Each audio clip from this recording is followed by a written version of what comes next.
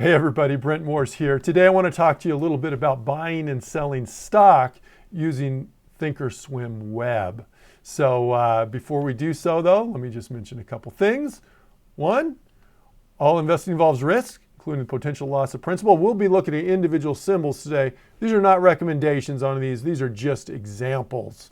And past performance is no guarantee of future results. And the paper money application is for educational purposes only. So that's what we're going to be doing today. I won't factor in any commissions or fees on any of these trades, but let's take a look at that thinkorswim web software here. If I want to bring up a stock or a symbol to buy or sell, you can just click on the symbol. Click on F on the left-hand portion of the page. It brings up forward in the middle, F in the middle. If I want to click on Delta Airlines over here in the right, I just click on the symbol and it brings it up. The other way to bring up a symbol is just to type in the symbol at the top of the page. So if I want to bring up Southern Company, I'm just going to type in SO there at the top of the page in that symbol box, and it brings it right up. And you can see there's a sell button and a buy button right there. If I want to make a buy order, I just simply click on the green buy button. It brings it up right here. You can alter the quantity if you want. I'm going to do 25 shares, and you can make it, change it from limit to market or whatever kind of order you want there. And there you go. Before you send the order, you click on review, and then it gives you the choice to send that. Okay, I'm not going to send this right now because I want to show you a little variation on that order. That's a pretty common variation, so I'm just going to delete out of that. Let's say we wanted to send an order with a stop loss attached to it. Well, we can do that as well. Start the same way. I'm going to click on that green buy button, and there's an order right down there, but I'm also going to add on a contingent order. And once I click on contingent order, not only do I have the buy order, but I have a sell order as well attached to it. And again, I'll go to that 25 shares for the buy and for the sell. And I can make that, I'm going to make that a market order just to get filled on that. And in terms of the stop, I'm going to make this a stop order, this sell order. So I'm going to change limit to stop.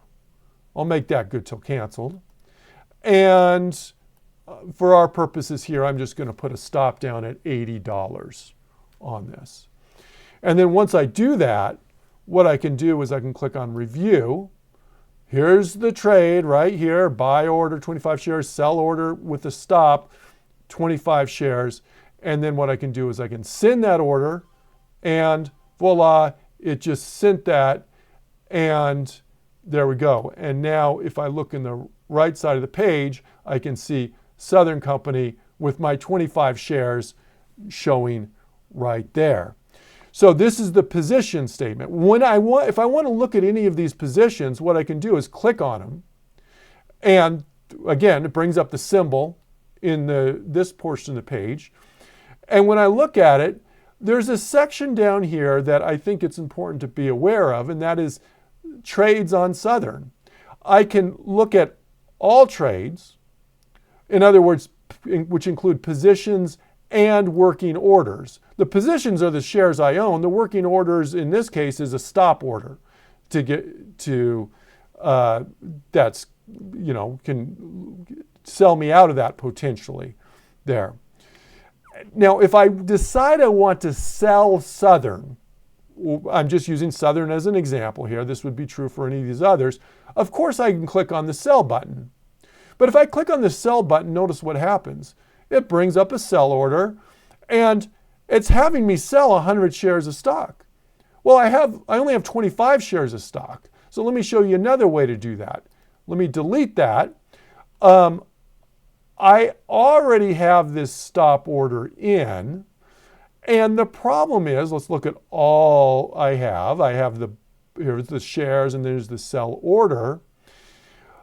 If I sell my stock, I'm still going to have this stop order lingering around, which is not something I want. So what I'm first going to do is I'm going to just check. I'm just going to look at this sell order. I can also click on working orders and you'll see that's the only one there. And then if I want to cancel that stop order, I just click on cancel. Now the stop order is canceled. Now all I have left is the 25 shares of stock. And if that is checked and I click on close selected to sell the shares I have, then it's going to come up with those 25 shares. So I'm not selling more shares than I actually have there.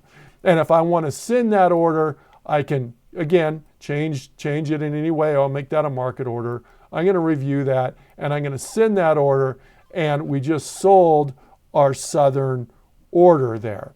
So on any of these trades, when you look at them, just bring up the symbol over here, and if you want to look at the trade along with any other orders, you just make sure you look at this section right here, and you can see whether you just have the shares or if there's any working orders like a stop loss associated with that. In this case on Broadcom, I don't. It's just that order there.